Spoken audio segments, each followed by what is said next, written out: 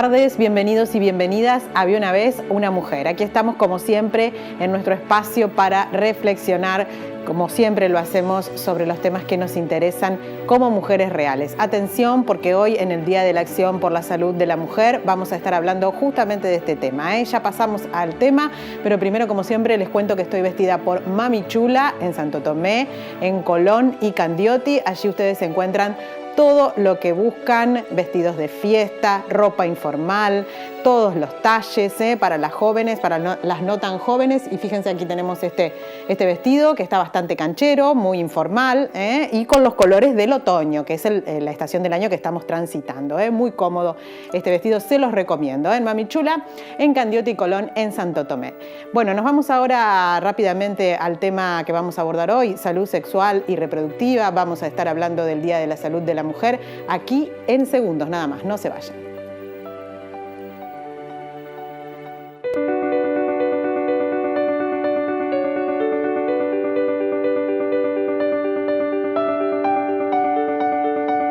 Bueno, dijimos en Había una vez una mujer que estamos en el Día de la Acción por la Salud de la Mujer, 28 de mayo, entonces estamos hablando de este tema, abordando este tema tan importante. Y está con nosotros la diputada provincial Alicia Gutiérrez, que cada tanto nos visita. Bienvenida. Bienvenida a este nuevo ciclo. No estuviste en este nuevo ciclo todavía. No, en este nuevo ciclo no. Gracias por invitarme. Bueno, no, gracias a vos, porque aparte sabemos que trabajás mucho en pos de los derechos de las mujeres desde tu lugar, en este caso, bueno, de diputada provincial, ¿no es cierto? Además como militante, por supuesto, ya lo hemos hablado a esto, ¿no?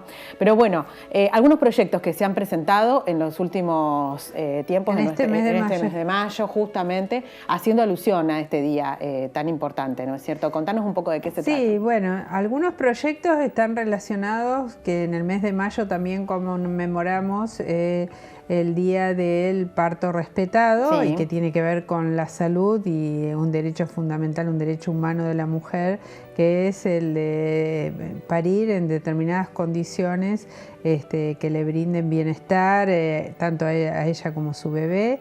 Y este año, bueno, se lo llama Parto Respetado por una organización francesa que se llama Alianza para el Parto Observado, que este año la consigna es mi cuerpo, mi bebé, mi decisión. Y bueno, nosotros declaramos esto de interés, esta conmemoración que se llevó adelante desde el 16 al 22, con muchas actividades en distintas ciudades de la provincia. Y por otro lado también volvimos a presentar una adhesión a la Ley Nacional de Parto Respetado y la colocación, otro proyecto de ley, que es la colocación de afiches en todos los lugares de la provincia donde se producen nacimientos, ya sea públicos o privados, claro, donde se le explique a las mujeres en un lenguaje sencillo cuáles son sus derechos como parturienta en el momento del parto. Claro, ¿no? Porque no se conoce mucho esto a veces. No. O uno cree que tiene que ser así porque vos llegás y bueno, te dicen hace esto, hace aquello, aparte en el estado que uno se encuentra cuando va a parir. Claro, ¿no? Y se le dan órdenes de cómo, claro, bueno, esto tiene que ser previamente hablado con la mujer, porque, bueno, respetando sus creencias, todo lo que tiene que ver fundamentalmente con sus creencias y con, por ejemplo, los pueblos originarios paren de distinta manera, no en forma horizontal, o sí, también en algunos hospitales de la provincia existe la posibilidad de elegir o en un banquito o sentadas en otro lugar o paradas, o sea, cómo se quiere recibir al bebé, porque además es mucho más fácil que estar horizontal, estar parado, así que te ponen sentada, tiesa, que claro, Dios mío, sí. Y bueno, y también que tiene el derecho a ser bien tratada, sí, porque por más que se diga que cómo no vamos a tratar bien a las mujeres, no se las trata bien. Se comprobó esto en un estudio que se hizo muy importante, que hizo una ONG de la provincia, que había maltrato hacia la embarazada en los lugares públicos y privados al momento de parir. Sí. Y por otro lado también respetando que pueda mantener, mientras esté en condiciones, sí, que no haya que poner al bebé en una incubadora, profesora, que lo pueda tener junto a sí y sobre su cuerpo todo el tiempo que lo desee, lo mismo que con respecto a la lactancia y respetando esos tiempos, ¿no es cierto? Porque el parto es algo natural, fisiológico y de los últimos tiempos ha sido como patologizado, como si la mujer estuviera enferma y en realidad es algo de lo más natural y que debe ser tratado como tal. Se lo ha medicalizado de tal manera que, bueno, o ofreciéndole, para que no te duela, para que te ponemos esto, te hacemos una cesárea, es más fácil, es más rápido, y también más cómodo y cobra más el médico. Y esto, bueno, en la salud pública esto no sucede, sí hay cesáreas, pero el nivel no es el mismo que en el privado, ¿no es cierto? Entonces, bueno, todos estos temas están para lo que tiene que ver con el parto respetado y también respetar la decisión de la mujer de ser acompañada en el parto. Si ella decide que ser acompañada por su pareja, su esposo, su madre o su hermana o quien sea que se pueda decidir y pues pueda efectivizarlo, porque algunos efectores son renuentes, no porque por cuestiones de seguridad, no porque pueden impresionarse, bueno, no, esto puede que se puede hacer perfectamente y de hecho se hace en muchos de los hospitales públicos. Es muy importante que se ponga, como decías vos también, la información en los nosocomios privados, porque también se desconoce mucho esto en realidad. Uno dice, bueno, voy y ahí te dan órdenes y vos vas haciendo a medida que Hay una ley nacional que es la Ley de los Derechos del Paciente, que fue hace unos años, no tantos, pero debe ser 4 años que fue aprobada, que es muy importante porque te da el derecho a que tenés que saber que sos dueño de tu historia clínica, que tienen que darte copia de tu historia clínica en 24 horas una vez que lo soliciten, no te pueden cobrar, o sea, no solamente eso, y que vos tenés también derecho a decidir sobre tu propio cuerpo y a decir no me hagan esta prestación o sí me la hagan. Elegir. Y podés elegir.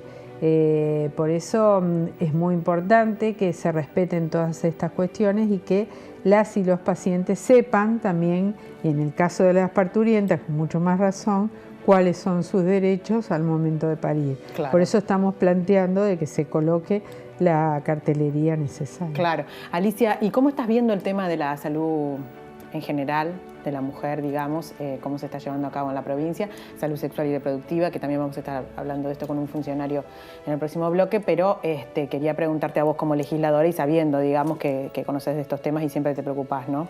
Sí, yo creo que se está llevando bien, pero nosotros ya hace 10 años que está la Ley de Salud Sexual y Reproductiva, ha tenido altibajos en su aplicación. Sí. Creo que en el último tiempo con la ministra Balaguer se ha profundizado, digamos, la ESI en las escuelas. Sexual y además hay un grupo importante de mujeres que han trabajado históricamente con la salud sexual y reproductiva, que están a cargo de esto, de la capacitación de las y los docentes, pero que debemos profundizar. Tengo entendido que este año se va a hacer mucho hincapié en las escuelas medias, con todo esto, no solamente con la salud sexual y reproductiva, sino con el respeto hacia las mujeres, el tema de la violencia, los noviazgos violentos, todo esto que tiene que ser trabajado sin lugar a duda desde la escuela, más allá de que puedan o no trabajarlo en el hogar, y tiene que ser transversal a todos los contenidos. No tiene que ser una materia en particular, sino que en todos los contenidos, desde formación ética y ciudadana hasta en biología o en historia, se pueden trabajar todas estas temáticas, que sean, por eso digo, transversales, y que no se quede ningún niño, porque se comienza con los niños de preprimaria.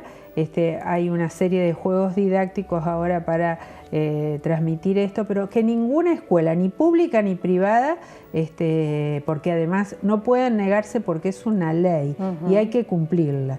Y en mi opinión, aquellas que lo incumplan deberían ser sancionadas. Claro, claro, porque todos los chicos tienen que tener el derecho de acceder a la educación sexual integral, ¿no? que es tan importante, no solamente por la educación sexual misma, sino a la hora de hablar de género, de igualdad, que empecemos a hablar desde que los niños son pequeños para que después sea algo natural, porque ahora parece que, bueno, las generaciones de la nuestra para arriba, por decirlo de alguna forma, no, es como que nos tuvimos que reeducar en estas cuestiones. Así ¿no? es, sí, y es algo que depende de nosotros. Claro. Y bueno, esto me parece muy importante que se pueda profundizar y me parece que estamos en ese camino. Claro, bueno, y muy importante también ir conociendo, conocer nuestros derechos como mujeres en todo sentido. Porque, por ejemplo, este mes también se cumplió un aniversario de la muerte de Ana María Acevedo, esta chica que murió porque no se le aplicó el aborto no punible, que esta era totalmente lo que había que hacer, digamos, lo que decía la ley, y sin embargo terminó muriendo ella y su bebé, digamos. Bueno, por eso siempre estamos muy atentos a que se cumpla la posibilidad de los abortos no punibles en la provincia de Santa Fe, que es una de las que lo está llevando adelante, pero por ahí uno toma conocimiento de algún caso y empujar para que esto se cumpla tal cual lo establece la ley. Y me parece muy importante porque el caso de Ana María fue un caso emblemático y ahora el Estado provincial el año pasado le pidió disculpas a la familia y reconoció que no se le habían dado los derechos que tenían. Se la privó de sus derechos, ¿no? sus derechos. Muy bien. Y eso me parece que no puede volver a suceder en la Argentina y tampoco en la provincia. Seguro. Alicia, como siempre, muchas gracias por estar aquí. Por supuesto que te vamos a invitar nuevamente y gracias por preocuparte por los derechos de las mujeres. Muchas gracias. No, es una obligación. Bueno, muy bien. Nos vamos a la pausa. Enseguida seguimos hablando de este tema. No se vayan, ya venimos.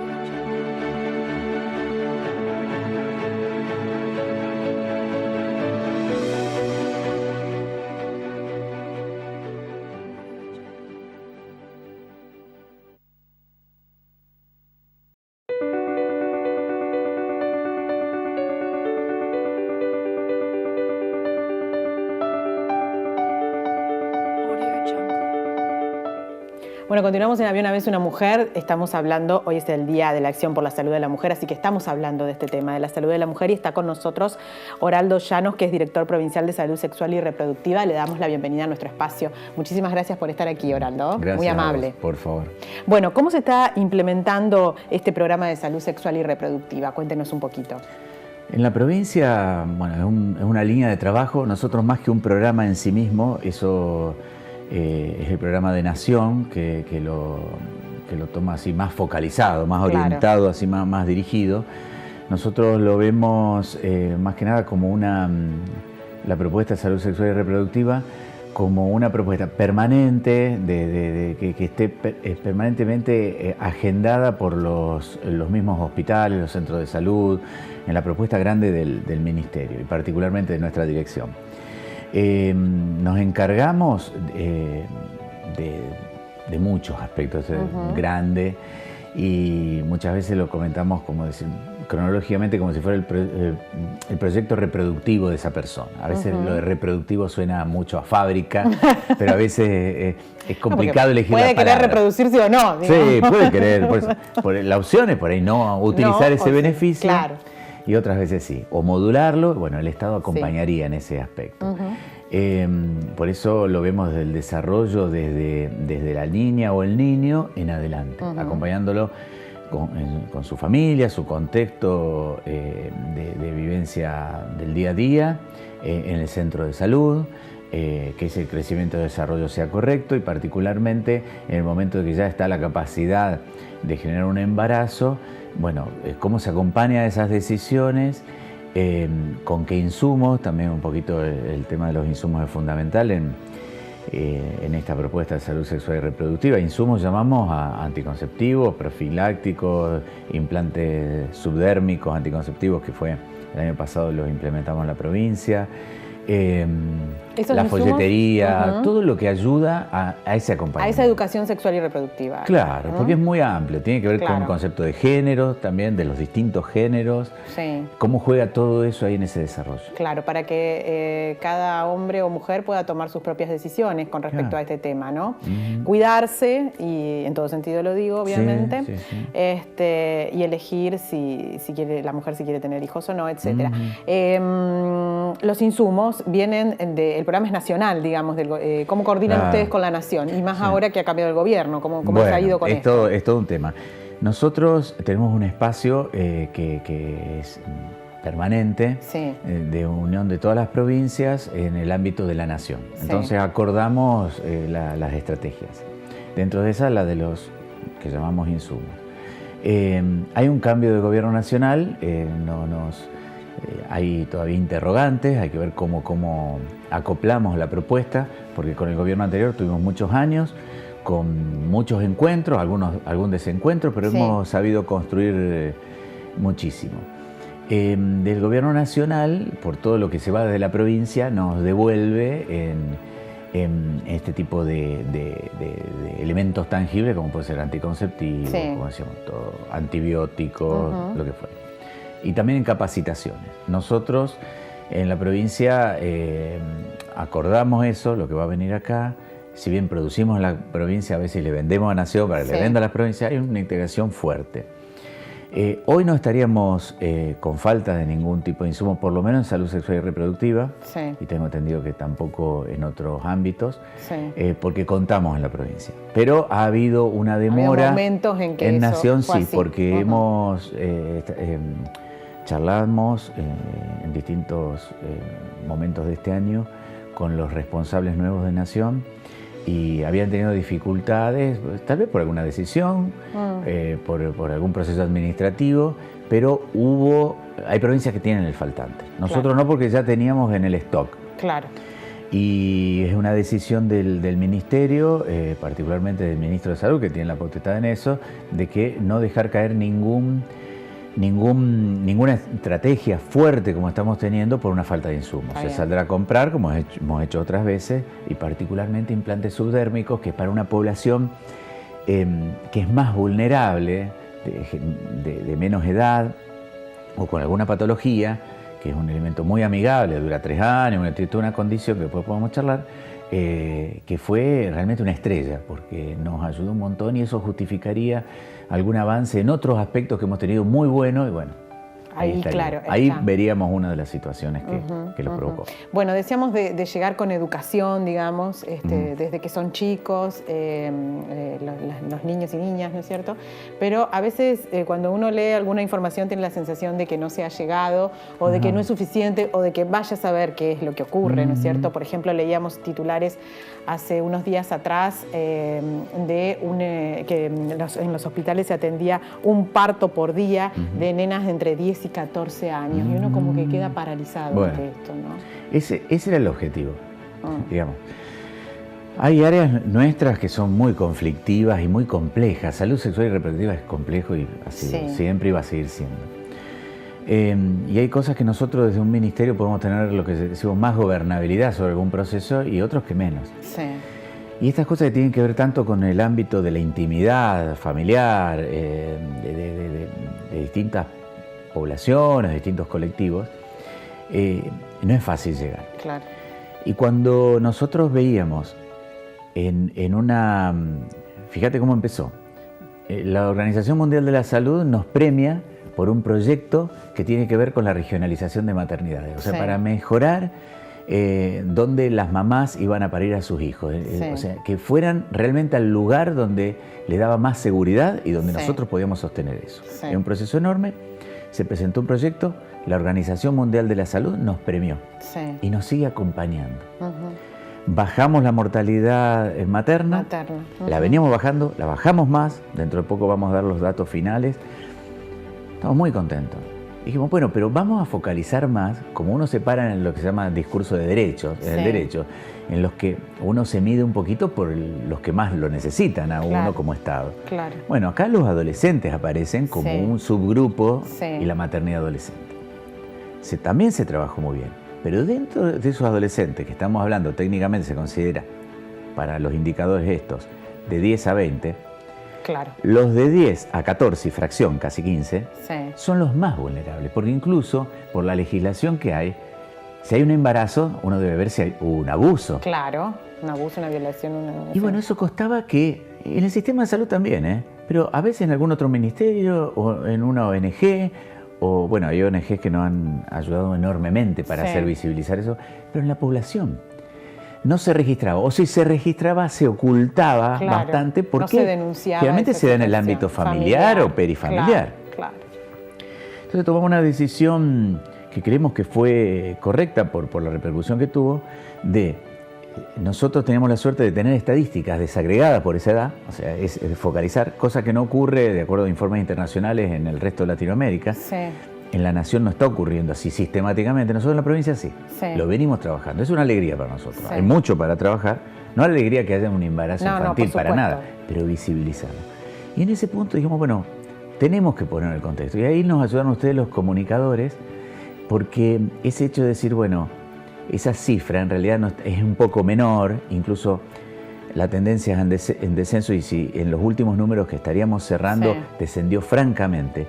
Pero el hecho de que haya una sola niña embarazada... Es una niña, 10 años es una niña. De grave edad, adolescente, pero...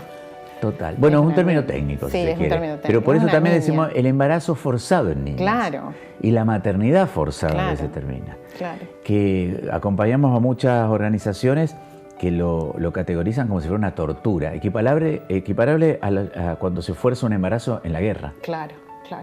Es una cosa terrible. Entonces, no había manera de que el resto lo agendara o por lo menos sacudir un poquito.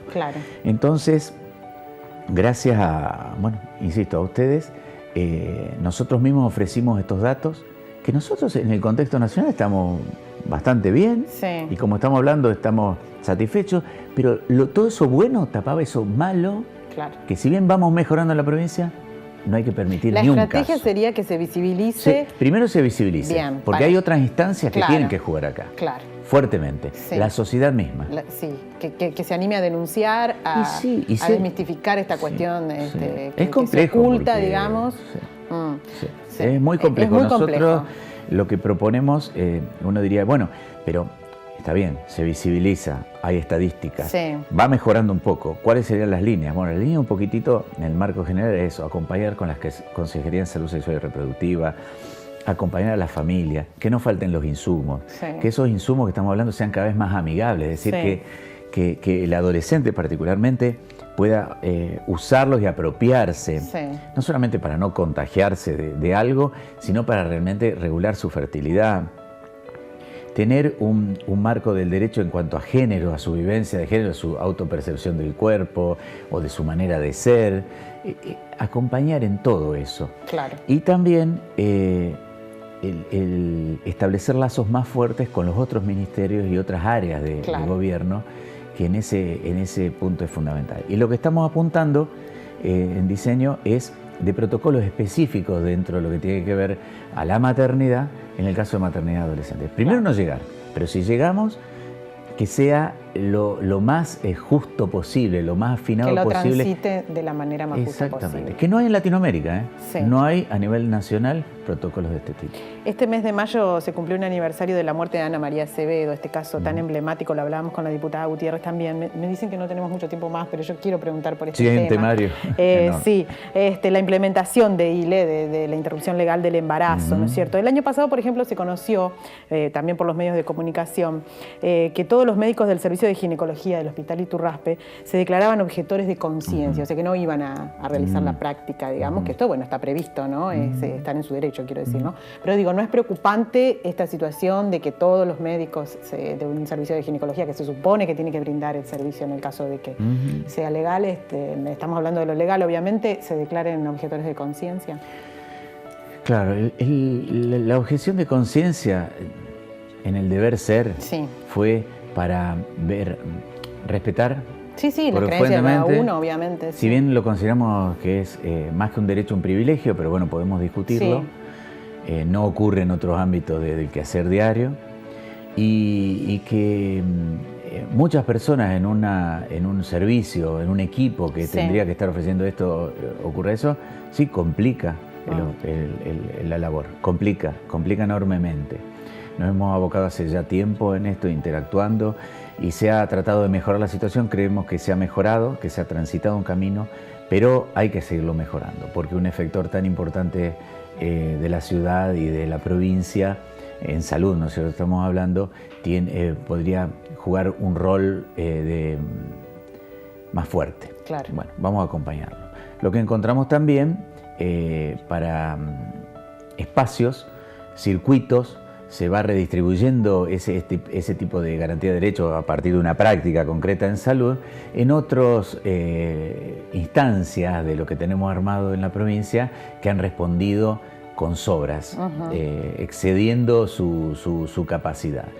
Esos circuitos se fortalecieron porque tratamos también de centrarnos en los que llamamos los procesos más amigables, o sea, la gente que se hace cargo de esto, los equipos de salud que están haciendo cargo.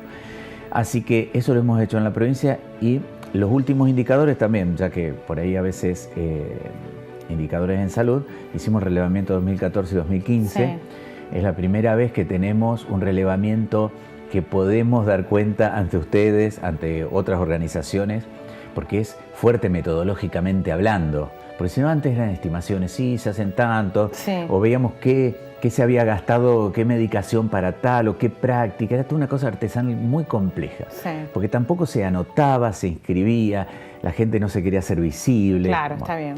En ese proceso logramos hacerlo y da un incremento de la práctica. Ojalá no tuviera que ver ninguna. No, sí, por supuesto, pero bueno. De las prácticas concretas de aborto médico, francamente mucho más de un tercio, casi estamos llegando a la mitad, del 2014 al 2015.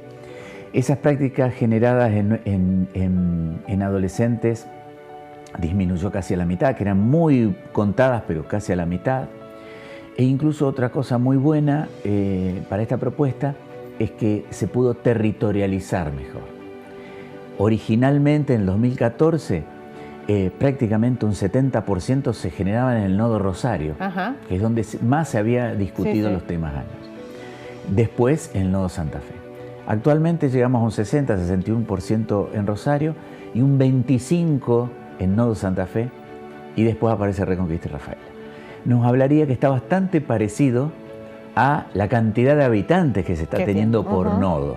Quiere decir que, bueno, el trabajo con los equipos, que no solamente se referencia a una ciudad grande o a dos ciudades grandes, se está logrando. Pero es un trabajo muy complejo como garantía de derechos. Bueno, yo quiero agradecerle muchísimo su presencia aquí en nuestro programa. Por supuesto que lo vamos a volver a invitar porque nos quedó corto el temario, porque me faltan un montón de preguntas. Pero bueno, tenemos poco tiempo. Cuando siempre. ustedes quieran. Muchas gracias otra vez. Gracias por haber venido. Por favor. Rápido nos estamos yendo. Les recuerdo nuestras vías de comunicación. Nuestro teléfono 155 11 99 44. Nuestro email, habíaunavezunamujer@gmail.com. Y también estamos en Facebook, nuestra página Había una vez una mujer. Allí ustedes se encuentran todos nuestros programas anteriores. Como siempre, esperemos que les haya gustado. Hasta nuestro próximo encuentro.